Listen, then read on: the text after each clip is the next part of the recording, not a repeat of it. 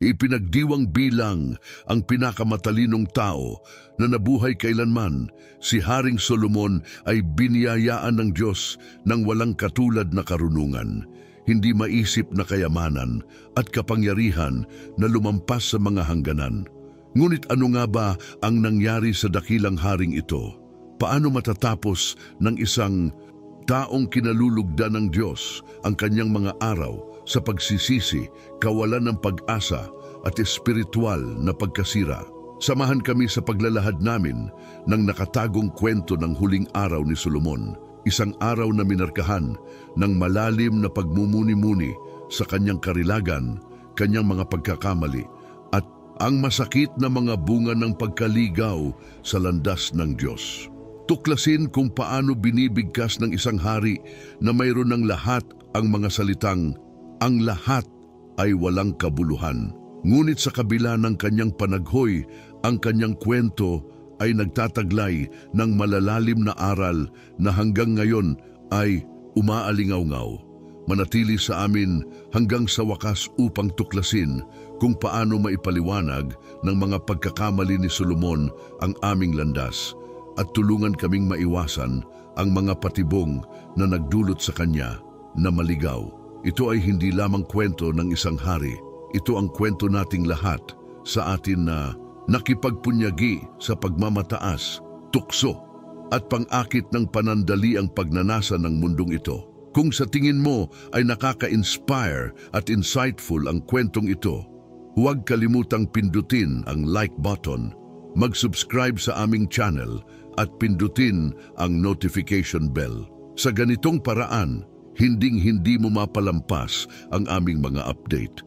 Ang iyong suporta ay susi upang patuloy kaming makapaghatid sa iyo ng makapangyarihang mga kwento sa Biblia at mga aral na nagbabago. Gayon din, gusto naming marinig mula sa iyo anong bahagi ng paglalakbay ni Solomon ang higit na nakaapekto sa iyo. Mag-iwan sa amin ng komento sa ibaba dahil gusto naming makipag-ugnayan sa aming komunidad. Ibahagi ang video na ito sa iyong mga kaibigan at pamilya dahil ang mga walang hanggang aral na ito ay mas mahalaga kapag ibinahagi. Kaya sama-sama nating suriin ang huling kabanata ng buhay ni Haring Solomon. Tuklasin natin ang tunay na katotohanan sa likod ng kanyang napakalaking pagtaas sa kapangyarihan, ang kanyang kalunos-lunos na pagbagsak, at ang nakakabagbag damdaming pagkilala sa pinakamatalinong hari ng Israel na nakilala kailanman. Ito ay isang kwento na hindi lamang nagsasabi sa kanyang buhay, ngunit nag-aanyaya din sa atin na pagnilayan ang ating sarili. Huwag palampasin ang malakas na salaysay na ito na maaaring magbago sa paraan ng pag-unawa mo sa iyong sariling landas. Magsimula na tayo. Sinimulan ni Haring Solomon ang kanyang paghahari sa isang pambihirang pangako. Bilang anak ni David at Bathsheba, siya ay pinili ng Diyos upang mamuno sa Israel kasunod ng paghahari ng kanyang ama, ang maalamat na si Haring David. Mula sa simula, ang landas ni Solomon ay minarkahan ng banal na pabor at makalangit na patnubay. Sa unang aklat ng mga hari, Kabanata 3, bersikulo 9, makikita natin ang isang mahalagang sandali. Ang Panginoon ay nagpakita kay Solomon sa isang panaginip sa Gibeon at sinabi, "Hingin mo ang anumang nais mong ibigay ko sa iyo." Bilang tugon, gumawa ng kahilingan si Solomon na tutukuyin ang kanyang pamana at ipapakita ang lalim ng kanyang pagkatao noong panahong iyon. Hindi siya humingi ng kayamanan, mahabang buhay o pagkatalo ng kanyang mga kaaway. Sa halip, sa isang pagkilos ng pagpapakumbaba at maagang karunungan, tinanong ni Solomon ang sumusunod gaya ng isinalaysay sa unang aklat ng mga hari, Kabanata 3, talata 9. Bigyan mo ang iyong lingkod ng isang maunawaing puso upang hatulan ng iyong bayan, upang makilala ang pagitan ng mabuti at masama, dahil sino ang maaaring pamahalaan itong dakilang mga tao mo. Lubhang nasiyahan ng Diyos sa kahilingan ni Solomon dahil ipinakita niya ang pagpapakumbaba at isang pusong nakatuon sa kabutihan ng kanyang bayan. Sa unang aklat ng mga hari, Kabanata 3, bersikulo 10 hanggang 14, mababasa natin na hindi lamang siya binigyan ng Diyos ng walang katulad na karunungan, kundi nagdagdag din ng karagdagang mga pagpapala, kayamanan, karangalan at pangako ng mahabang buhay hanggat nananatiling tapat si Solomon. Lubhang nalulugod ang Diyos sa kahilingan ni Solomon sapagkat ito ay nagpapakita ng mapagpakumbabang puso at pagnanais na paglingkuran ang kanyang bayan ng makatarungan. Sa unang aklat ng mga hari, Kabanata 3, bersikulo 7 hanggang 14, mababasa natin na hindi lamang binigyan ng Diyos si Solomon ng walang katulad na karunungan, kundi nangako rin sa kanya ng kayamanan, karangalan at mahabang buhay. Gayunpaman, ang mga pagpapalang ito, sila ay may kondisyon na si Solomon ay mananatiling tapat sa mga banal na utos at lumakad sa pagsunod. Ang karunungan ni Solomon ay mabilis na nasubok ng 2 babae ang lumapit sa kanya. Bawat isa ay nagsasabing sila ay ina ng iisang anak. Ang pangyayaring ito na nakaulat sa unang aklat ng mga hari, Kabanata 3, mga talata 13 hanggang 28, ay itinatampok ang kaunawaang ipinagkaloob sa kaniya ng Diyos. Iminungkahi ni Solomon ang isang nakagigimbal na solusyon: hatiin ang buhay na bata sa 2 magkapantay na bahagi, nagtitiwala na mas gugustuhin ng tunay na ina na talikuran ang kanyang pag-aangkin kaysa hayaan ang kanyang anak na mamatay. Sa pagsaksi sa paghatol na ito, ang mga tao ng Israel ay namangha sa kanyang karunungan na kinikilala na ang banal na kaunawaan ay nasa kanilang hari. Mula noon, lumaganap ang katanyagan ni Solomon sa malayong lugar na umabot sa malalayong bansa. Sa unang aklat ng mga hari, Kabanata 4, bersikulo 29 at 30, sinabi sa atin, binigyan ng Diyos si Solomon ng napakaraming karunungan at kaunawaan at kaluwang ng puso na parang buhangin sa dalampasigan. At ang kanyang karunungan ay higit na dakila kaysa kay Solomon, ng lahat ng mga tagasilangan at ng lahat ng karunungan ng mga Ehipsyo. Ang kanyang pamana bilang isang palaisip at makata ay nakuha sa 3,000 kawikaan at higit sa 1,000 kanta na kanyang isinulat, tulad ng binanggit sa Kabanata 4, bersikulo 32, na tumutugon sa mga universal na tema tulad ng buhay, kalikasan, pamumuno at pananampalataya. Ang karunungan ni Solomon ay umabot sa pandinig ng Reyna ng Sheba, isang makapangyarihang monarko na naglakbay mula sa malalayong lupain upang makita kung totoo ang kanyang katanyagan. Nang makilala siya at mapasailalim sa mahihirap na tanong, humanga siya sa kanyang natuklasan. Sa unang aklat ng mga hari, Kabanata 1, bersikulo 6 at 7, ipinahayag niya, ang narinig ko sa aking lupain tungkol sa iyong mga bagay at sa iyong karunungan ay totoo, ngunit hindi ako naniniwala hanggang sa ako ay dumating at nakita ng aking mga mata na hindi, kahit na ang kalahati ay sinabi sa akin ng iyong karunungan at kabutihan ay higit pa sa katanyagan na aking narinig. Binigyang diin ng pagpupulong na ito na ang pagpapala ng Diyos kay Solomon ay hindi lamang personal, ngunit nagsilbing patotoo ng banal na pabor sa buong bansang Israel. Gayunman, ang pinakamahalagang tagumpay ni Solomon ay ang pagtatayo ng templo sa Jerusalem, isang gawaing gustong gawin ng kanyang amang si David, ngunit inilaan ng Diyos para sa kanya.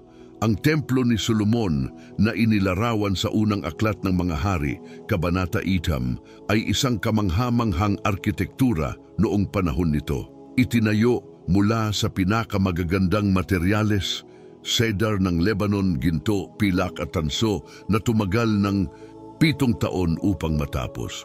Ang templong ito ay naging espiritual na sentro ng Israel, isang lugar kung saan ang presensya ng Diyos ay naninirahan sa kanyang mga tao na sumasagisag sa tipan at banal na koneksyon sa bansa.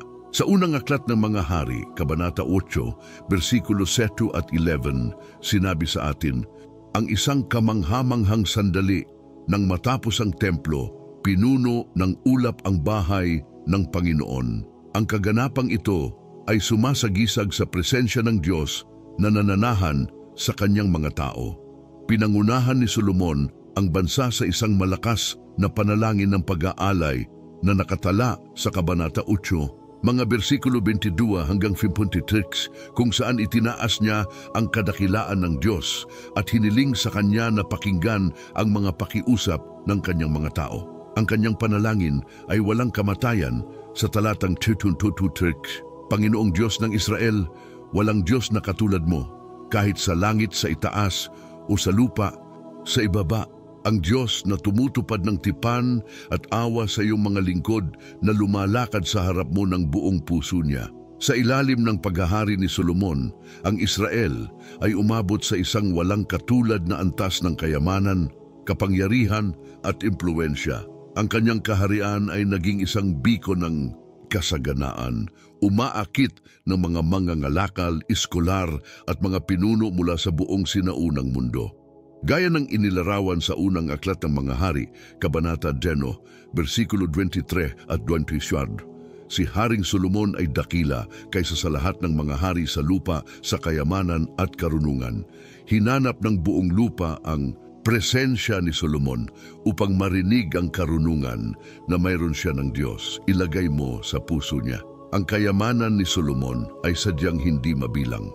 Bilang pinuno ng mga pangunahing ruta ng kalakalan na nag-uugnay sa Ehipto sa Mesopotamia, nakinabang ang kanyang kaharian ng patuloy na pagdaloy ng mga kakaibang kalakal tulad ng ginto, pilak, garing, unggoy at paboreal mula sa malalayong lupain. Unang aklat ng mga hari, Kabanata 10, talata 22. Ang kanyang makapangyarihang armada ng mga barko ay bumabalik tuwing 3 taon na puno ng kayamanan, patutuo sa kanyang malawak na impluensya. Sa unang aklat ng mga hari, Kabanata 10, bersikulo 14, itinatampok na ang taunang kita ni Solomon sa ginto ay umabot sa 165 talento, katumbas ng higit sa 25 tonelada, isang halaga na sumasagisag sa kanyang pangingibabaw sa ekonomiya sa sinaunang daigdig. Ang trono ni Solomon, isang sagisag ng kanyang walang katulad na kapangyarihan, ay isang obra maestra ng karangyaan at pagkakayari. Gawa sa garing at nababalutan ng purong ginto, ang tronong ito ay namumukod-tangi sa walang katulad na disenyo nito. Ayon sa unang aklat ng mga hari, Kabanata 7, mga bersikulo 8 hanggang 20, ito ay may 6 na baitang na pinalamutian ng 12 leon, isa sa bawat gilid ng bawat hakbang, isang disenyo na hindi matatagpuan sa alinmang ibang kaharian. Ngunit ang kasaganaan ni Solomon ay higit pa sa trono. Sa Kabanata 10, bersikulo 21, ito ay detalyado na lahat ng mga sisidlan ni Haring Solomon ay ginto, at ang lahat ng mga pinggan sa bahay ng gubat ng Lebanon ay dalisay na ginto. Walang pilak na pinahahalagahan sa mga araw ni Solomon. Sinasalamin nito ang labis na kayamanan ng kanyang paghahari, kung saan ang pilak ay itinuturing na karaniwan na ito ay walang halaga. Ang trono ni Solomon, isang simbolo ng kanyang walang kaparis na kapangyarihan, ay isang obra maestra ng karangyaan at pagkakayari. Gawa sa garing at binalutan ng purong ginto, namumukod-tangi ito bilang isang disenyo na walang kahanay. Ayon sa unang aklat ng mga hari, Kabanata 10, mga bersikulo 2 hanggang 20, ito ay may 6 na baitang na pinalamutian ng 12 leon, isa sa bawat gilid ng bawat hakbang, isang tampok na walang kaparis sa alinmang ibang kaharian. Ngunit ang kasaganaan ni Solomon ay higit pa sa kanyang trono. Sa Kabanata 10, bersikulo 21, nabanggit na lahat ng mga kopa ni Haring Solomon ay ginto, at ang lahat ng mga kagamitan sa bahay sa palasyo ng kagubatan ng Lebanon ay dalisay na ginto.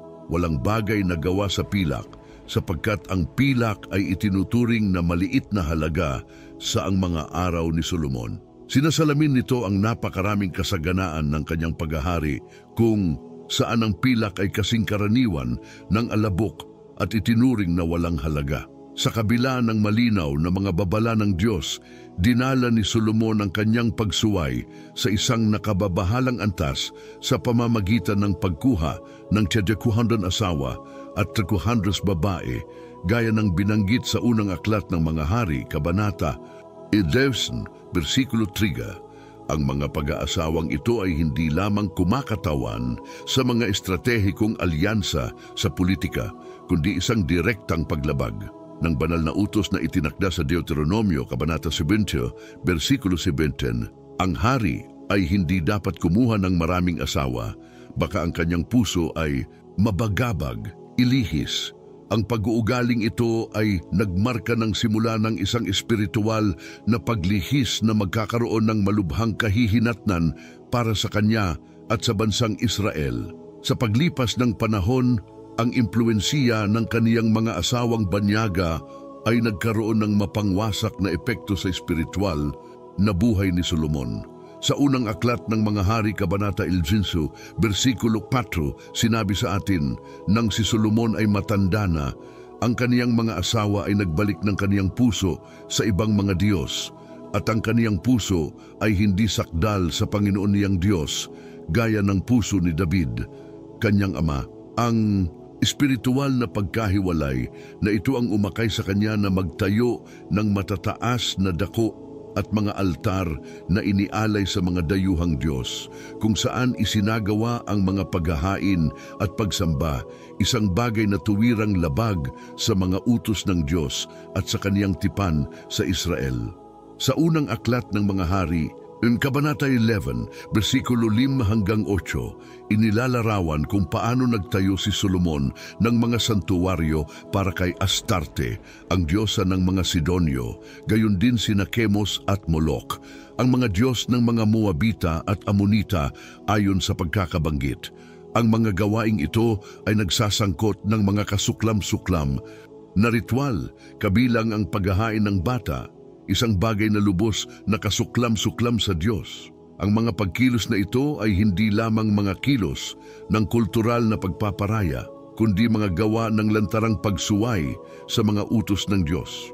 Sa Deuteronomio, Kabanata 12, versikulo 2 hanggang 3, espesipikong iniutos ng Diyos na wasakin ang lahat ng matataas na dako na inialay sa mga dayuhang Diyos, na nilinaw na ang gayong mga gawain ay hindi naaayon sa kanyang kalooban.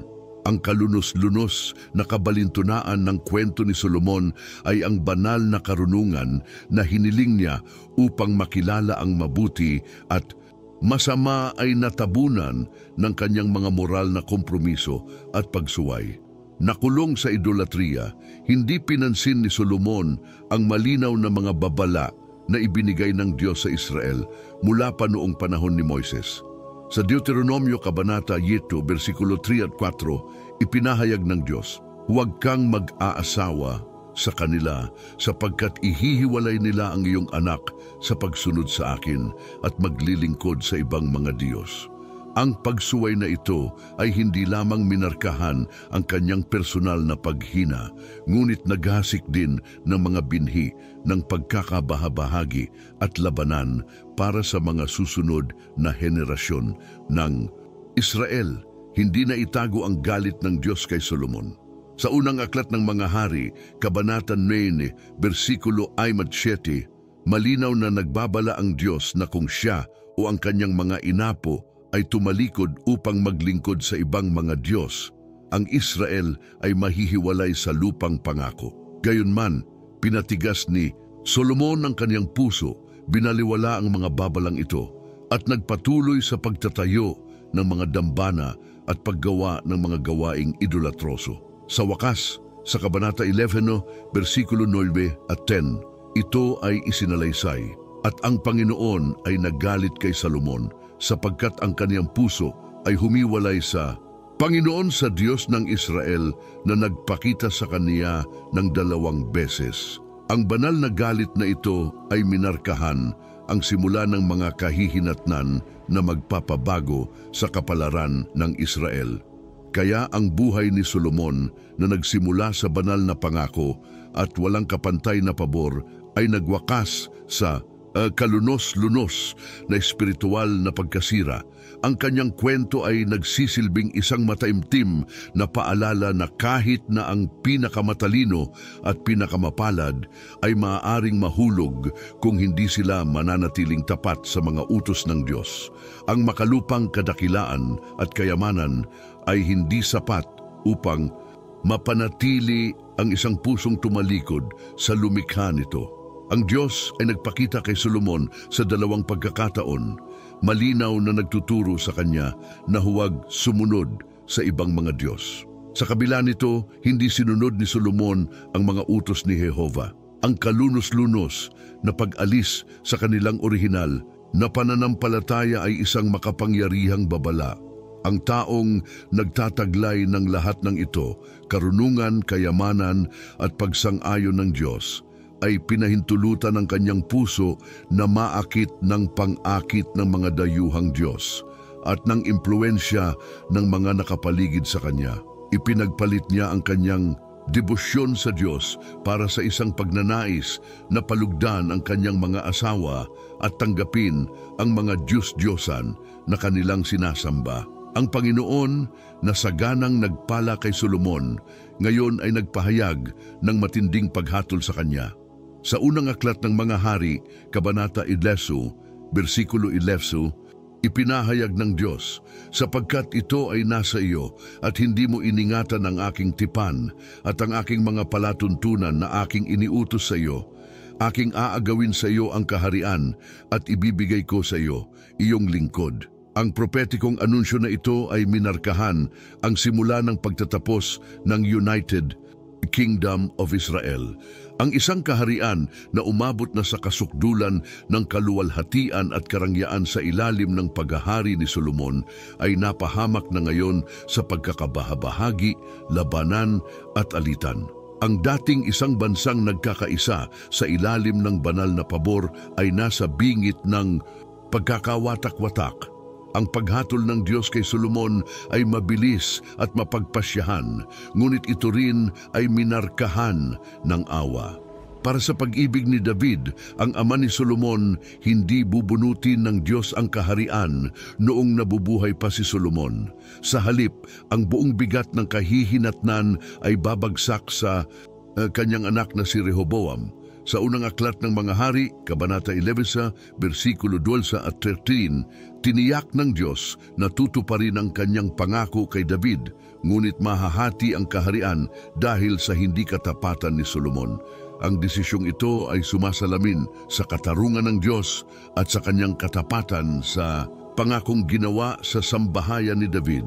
Bagaman si Solomon ay pinili ng Diyos, ang kanyang puso ay naligaw ng malayo. Ang paglihis na ito ay isinasagisag sa pagpupulong ni na Propeta Ahiyas at Jeroboam, isa sa mga opisyal ni Solomon. Ayon sa unang aklat ng mga hari, Kabanata 11, versikulo 19 sa 31, kinuha ni Ahiyas ang kanyang bagong balabal, pinunit ito sa 12 piraso at sinabi kay Jeroboam, kumuha ka para sa iyo ng 10 piraso, sapagkat ganito ang sabi ng Panginoong Diyos ng Israel, narito na aking sinisira ang kaharian sa kamay ni Solomon at bibigyan kita ng 10 tribo. Ang simbolikong pagkilos na ito ay kumakatawan sa nalalapit na pagkakahati ng kaharian, isang direktang bunga ng pagsuway at paglayo ni Solomon sa mga daan ng Diyos. Sa mga huling araw ng kanyang buhay, naisip ni Solomon ang kanyang nakaraan mula sa kanyang palasyo. Siya ay naging isang matalino at mayamang tao at ang kanyang buhay ay puno ng mga pambihirang tagumpay, karunungan na namangha sa mga bansa, hindi masusukat na kayamanan at isang kaharian na nakamit ang pinakadakilang kaluwalhatian sa ilalim ng kanyang pamumuno.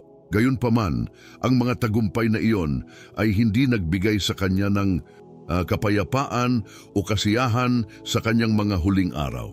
Sa halip na kagalakan, si Solomon ay lubhang napinsala ng pagkawala, pagsuway at pagsisisi, anupat kinuwestiyon ang halaga ng lahat ng kanyang nakamit. Ang mga pagmumuni-muni ni Solomon ay nakuha sa aklat ng Ecclesiastes, isang gawain na kadalasang iniuugnay sa kanyang mga huling taon. Sa Ecclesiastes, Kabanata 1, versikulo 2, ipinahayag ni Solomon ang kanyang panaghoy. Walang kabuluhan ng mga walang kabuluhan, sabi ng mga ngaral. Walang kabuluhan ng mga walang kabuluhan, lahat ay walang kabuluhan. Ang mga salitang ito ay sumasalamin sa kahungkagan na naramdaman ko habang binabalik tanaw ko ang isang buhay na nawala sa orihinal nitong layunin. Sa kabila ng karunungan na ipinagkaloob sa kanya ng Diyos, nawala sa paningin ni Solomon ang parehong Diyos na nagbigay sa kanya ng lahat. At ngayon, sa kanyang katandaan, nakita niya ang lahat ng kanyang nakamit bilang panandalian at walang kahulugan. Habang tumatakbo ang kanyang isip sa paglipas ng mga taon, naalala ni Solomon ang araw na inilaan niya ang templo. Ang maringal na istrukturang iyon ay itinayo upang parangalan ng Panginoon. At ang paglalaan ng templo ay isang sandali ng malalim na debosyon. Sa unang aklat ng mga hari, Kabanata 8, taimtim na nanalangin si Solomon na mapuno ng presensya ng Diyos ang templo at ang kaluwalhatian ng Panginoon ay bumaba sa anyong ulap na nagpapakita ng kanyang kasiyahan.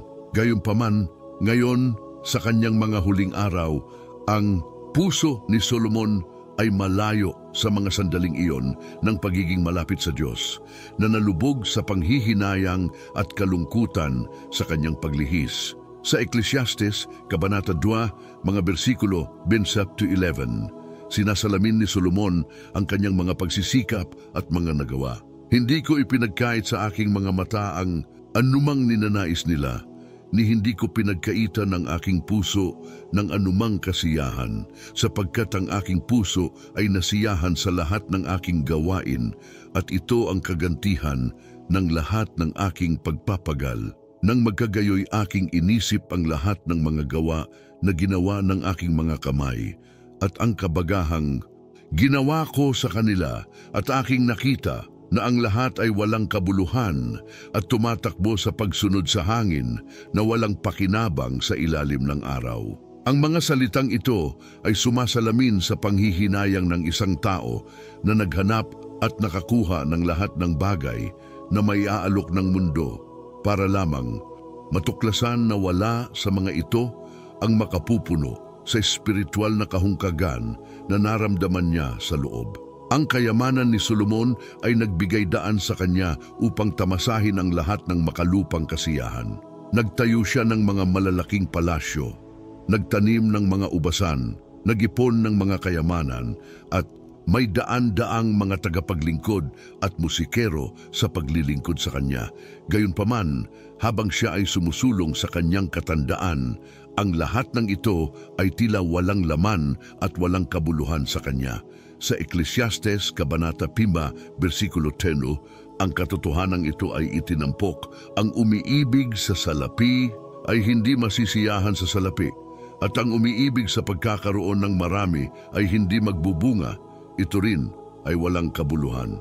Nalaman ni Solomon, bagamat huli na ang kanyang material na pagnanasa ay naglihis sa kanya mula sa tunay na layunin ng kanyang buhay at palayo sa landas ng Diyos. Sa kanyang kabataan, si Solomon ay may malapit na kaugnayan sa Diyos. Itinayo niya ang templo bilang simbolo ng banal na presensya sa kanyang mga tao, isang gawa na nagpapakita ng kanilang debosyon at pagsunod.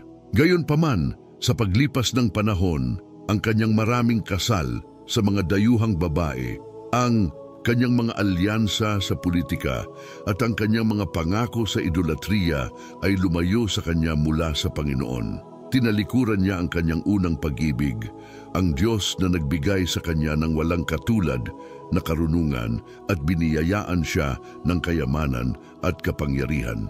Ang espiritual na paglihis na ito ay minarkahan ang simula ng kanyang pagbagsak. Ang mga isinulat ni Solomon ay nagpapakita ng isang tao na nakaranas ng mga tagumpay at kabiguan ng buhay. Sa Kawikaan, Kabanata 3, versikulo 6, matalinong ipinayo ni Solomon, magtiwala ka sa Panginoon ng buong puso mo at huwag manalig sa sarili mong katinuan. Sa lahat ng iyong mga lakad ay kilalanin mo siya at kaniyang itutuwid ang iyong mga landas. Gayunpaman sa kabila ng matalinong mga salitang ito, nabigo si Solomon na sundin ang kaniyang sariling payo. Paggawa nito, lumihis sa tuwid na landas ng Diyos. Sa pagtatapos ng kanyang buhay sa Ecclesiastes, Kabanata 2, versikulo 13, inialay ni Solomon ang kanyang huling pagmumuni-muni. Ang katapusan ng lahat ng talumpati na narinig ay ito: matakot ka sa Diyos at sundin mo ang kanyang mga utos, sapagkat ito ang kabuuan ng tao. Ang mga huling salitang ito ay nagbubuod ng mga aral na natutunan sa buong buhay na puno ng mga tagumpay at kabiguan. Sa kabila ng karunungan at kayamanan na naipon niya, ipinasiya ni Solomon na tanging sa pagsunod sa Diyos ang tunay na layunin at kasiyahan. Ang pamana ni Solomon ay isang walang hanggang paalala na wala sa mundong ito ang makapupuno sa kawalan, na tanging ang Diyos lamang ang makakapuno.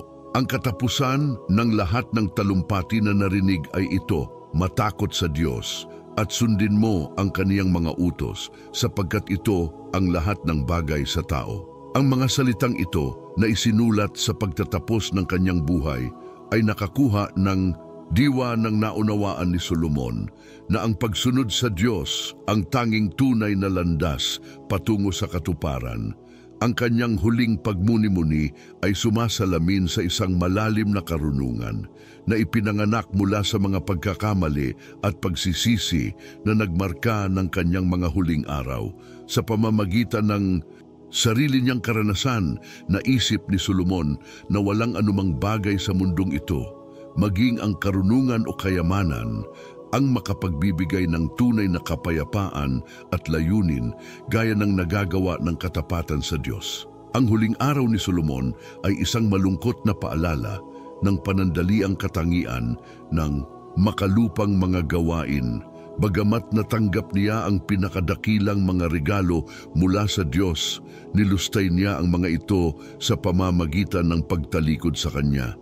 Ang pagkilala sa katotohanan ito ay isang mahirap ngunit transcendental na aral na nagpapaalala sa kanya na tanging sa katapatan sa Diyos ang tunay na halaga ng buhay na matatagpuan. Sa Ecclesiastes, Kabanata 7, talata 2-9, ipinahayag ni Solomon ang isang nakakaantig na katotohanan. Narito, ito lamang ang aking nasumpungan na ginawa ng Diyos na matuwid ang tao, ngunit naghanap sila ng maraming kalikuan. Ang pagkilalang ito ay nag-highlight kung paano ang pinakamatalinong tao sa kanyang panahon ay sumuko sa kanyang sariling mga plano at pagnanasa, lumihis sa tamang landas. Ang kanyang mga pagmumuni-muni ay nagsisilbing babala sa mga naghahangad ng katuparan sa mga temporal na bagay ng mundong ito, sa halip na sa isang relasyon sa Diyos, ang tanging makapagbibigay ng tunay na kasiyahan at layunin. Ang kwento ni Solomon ay isang malinaw na aral tungkol sa kahalagahan ng pananatiling tapat sa Diyos. Ang kanyang mga huling araw ay minarkahan hindi ng mga pagdiriwang, ngunit sa pamamagitan ng malalim na ipagmumuni-muni sa kung ano ang nawala sa kanya. Sinimulan niya ang kanyang paghahari sa napakaraming banal na pangako at pagpapala, ngunit ang kanyang mga huling taon ay natabunan ng panghihinayang at bigat ng kanyang pagsuway. Ang kadakilaan na natamo niya sa kanyang kabataan ay kumupas bago ang pagkilala na ng walang katapatan sa Diyos. Lahat ng iba ay walang halaga. Ang pinakamatalinong hari na nabuhay kailanman ay natuto sa mahirap na paraan na hindi mapapalitan ng kahit anong halaga ng kayamanan, karunungan o kasiyahan, ang isang pusong ganap na tapat sa Diyos. Ang huling katuparan na ito ay nakuha sa kanyang mga salita.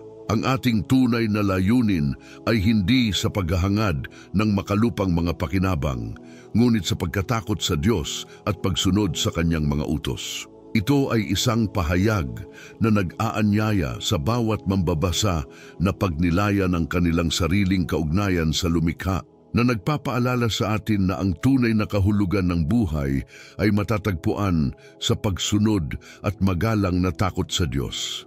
Ang pamana ni Solomon ay nagpapaalala sa atin na ang pinakadakilang kayamanan sa buhay ay hindi matatagpuan sa kung ano ang itinayo natin para sa ating sarili.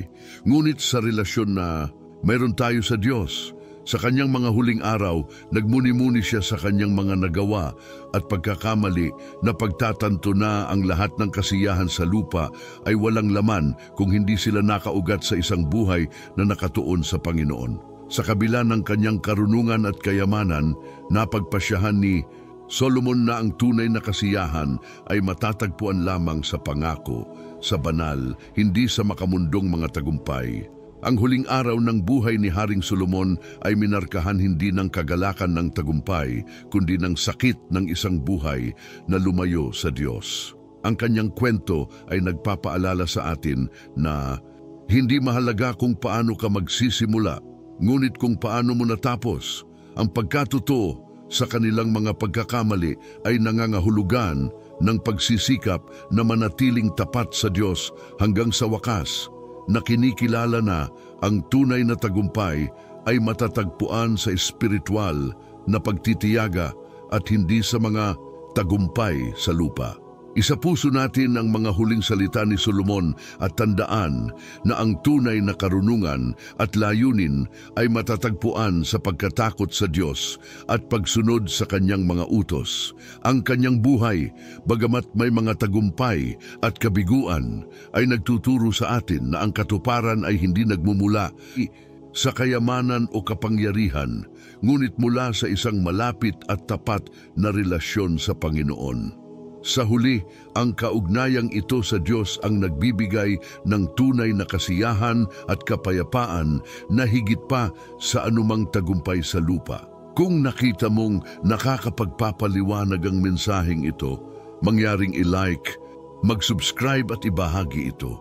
Ang mga aral na ito ay hindi lamang nagbabago ng buhay, ngunit nagpapaalala rin ito sa atin na ang tunay na karunungan ay nasa pagsunod sa Diyos ng buong puso, isip at kaluluwa. Naway ang pamana ni Solomon ay magbigay ng inspirasyon sa lahat na ilagay ang kanilang lumikha sa ibabaw ng lahat, na naghahanap sa kanyang patnubay at pagsunod bilang tunay na pinagmumula ng katuparan at layunin sa buhay.